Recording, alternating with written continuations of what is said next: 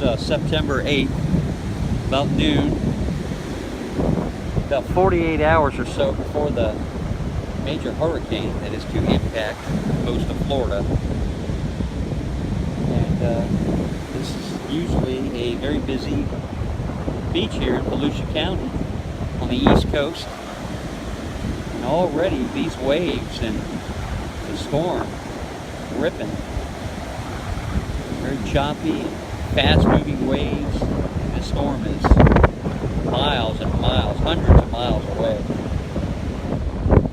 And everybody's taking preparations. I have prepared everything myself. A generator to bring home to a friend. And stay safe out there. This is it actually is really nice out here. That's it. Just the beach and a lot of sand. And hopefully this water will not compromise these dunes, and from what they're saying with the forecast, the surge and everything, we'll see.